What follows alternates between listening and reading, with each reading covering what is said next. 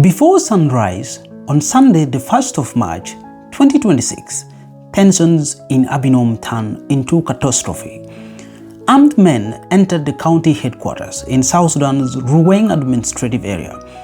For more than 3 hours, residents and local security forces faced an assault that would become one of the country's deadliest incidents of communal violence in recent years.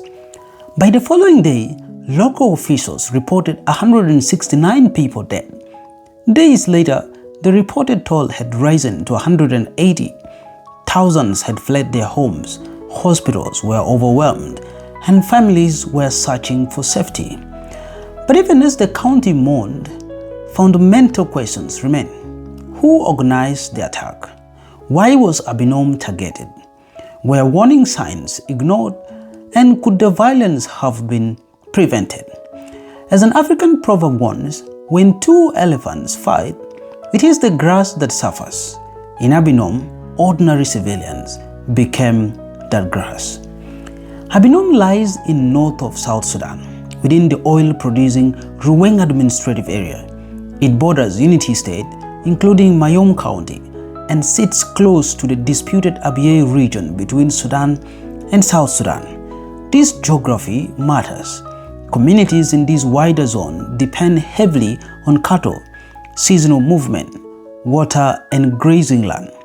Boundaries are not merely lines on a map. They shape livelihoods, security, and political authority.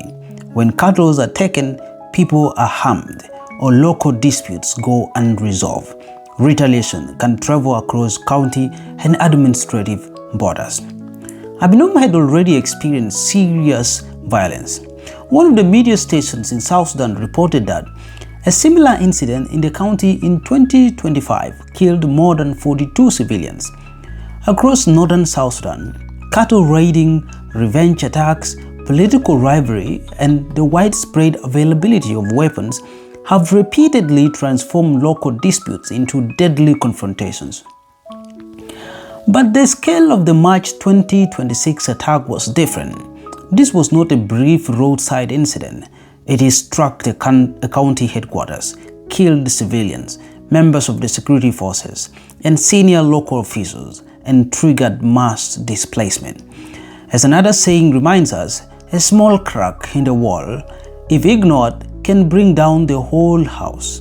The warning signs around Abiemnom had been visible long before that Sunday morning. According to the United Nations mission in South Sudan, tensions had been high since 27 of February. By 28 February, approximately 1,000 civilians had already gathered near the UNMISS base, seeking protection. Their movement suggests that fear was spreading before the main assault began. Unity State's information minister later said authorities had received prior intelligence about a possible threat. She said the governor of Unity State and the chief administrator of Ruweng held emergency discussions, followed by the deployment of the Sudan or South Sudan People's Defense Forces Division 4. Yet the attack was not prevented. That gap between receiving a warning and protecting the population is one of the most important issues requiring investigation. What information was received? When was it shared? Were sufficient forces deployed? Did poor coordination between neighboring administrations create an opening for the attackers? These questions cannot be answered responsibly through rumors. They require an independent investigation, testimony from survivors, security records, and evidence from both sides of the border. Early on March 1st, reportedly at around 5 in the morning, armed youth said to have come from Mayom County entered Abiemnom. Ruweng Information Minister James Manluok Mijok told Reuters that the attackers stormed the town and fought for more than 3 hours. Initial counts changed rapidly as officials searched the area and hospitals received casualties. One of the media stations first reported at least 120 deaths, and also another later cited local authorities reporting 169, 90 believed to be civilians, and 79 government soldiers. Among those killed were the county commissioner and the county executive director.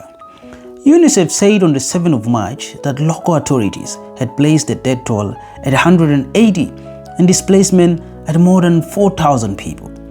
These varying numbers do not necessarily contradict one another.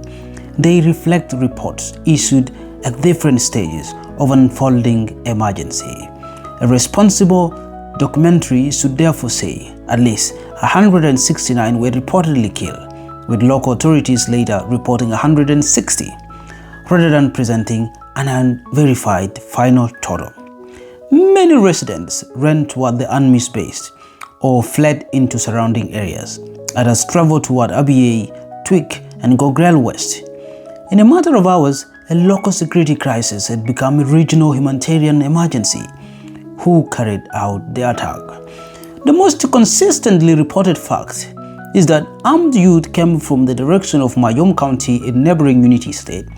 Beyond that point, responsibility is contested. Ruweng's chief administrator, Stefano Will de Mialek, alleged that elements linked to the Nuer White Army and forces associated with the Sudan People's Liberation Army in opposition took part. Some Ruweng officials described the assault as coordinated and organized. The SPLM-IO rejected the accusations. Its representatives said the movement had no military presence involved in the area and maintained that its forces remained in their designated positions. Other locals' accounts have also disputed who armed or directed the youth. That distinction is essential. An allegation by an official is not the same as a finding by an independent court or investigative body. As of the statements reviewed for this documentary, no public impartial investigation had conclusively identified every commander, fighter, or sponsor involved. The RGMEC, the body monitoring South Sudan's revitalized peace agreement, called on the ceasefire monitoring mechanism to conduct a prompt, comprehensive, and impartial investigation. The transitional government also directed security institutions to investigate and identify those responsible.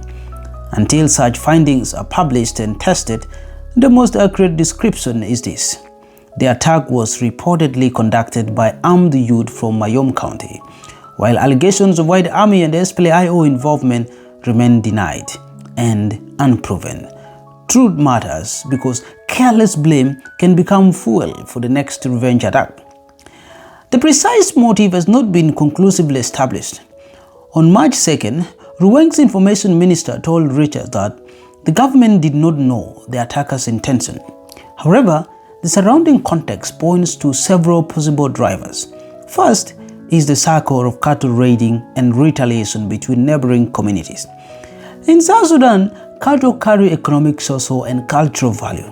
A raid can destroy a family's livelihood, while unresolved killing can generate pressure for revenge. Second is competition over land, grazing routes, water, and administrative boundaries. During hardship, these disputes become more dangerous. The number 3 is political and military fragmentation.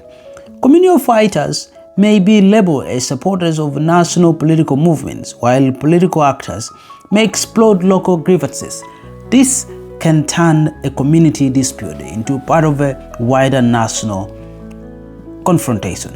Finally, the country's delayed security reforms and abundance of weapons allowed local conflicts to escalate with devastating speed. None of these factors excuse the attack. Motive explains context. It does not remove responsibility. An eye for an eye, the say goes, leaves the whole world blind. When revenge becomes policy, every community eventually loses. The humanitarian impact extended far beyond the death toll. UNICEF by then reported more than 4,000 displaced people by 7th of March. Later, humanitarian reporting estimated that 7,444 people to 1,486 households fled toward Twik and Gogrel West, while more than 20,000 others were displaced elsewhere following the Abiemnom attack and related insecurity. Displacement separates families from food stores, cattle farms, schools, clinics, and clean water. Children lose access to education and protection. Older people and those with disabilities face particular difficulty traveling.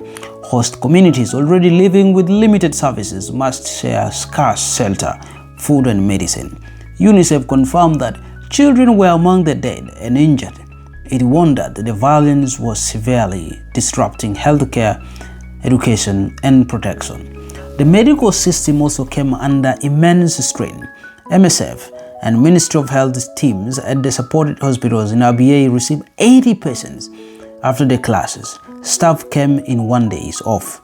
2 operating rooms, the trigger area, emergency room and wards filled quickly, forcing teams to expand into tents and a meeting space. This is the hidden arithmetic of conflict. One attack can overwhelm an entire region's fragile health system. The first emergency response came from residents, health workers, local authorities, and peacekeepers. Army strengthened security around its base and selected approximately 1,000 civilians. Its peacekeepers provided emergency medical care to at least 23 injured people and worked with the government to restore calm. Abiemnom should be remembered not only for the number of people lost, but for the warning it gives the entire country. It warns that communal grievances left unresolved can become national disasters. It warns that intelligence without action does not protect civilians. It warns that political accusations, when made without evidence, can deepen fear. And it warns that humanitarian workers cannot substitute for functioning institutions and responsible leadership. The people displaced from Abiemnom need more than temporary shelter. They need medical care, food, clean water, education, protection, and the confidence to return home safely. Survivors and grieving families need truth. The country needs an impartial investigation whose findings are made public, followed by a lawful accountability. An African proverb says, "However long the night, the dawn will break." But dawn is not guaranteed by time alone. It comes when leaders choose dialogue over mobilization, justice over revenge, and human life over political advantage. The question after Abiemnom is not simply who fired the weapons. It is whether South Sudan will confront the conditions that allowed the attack, and whether this tragedy will come another chapter in a cycle of revenge, or the moment that cycle finally begins to end.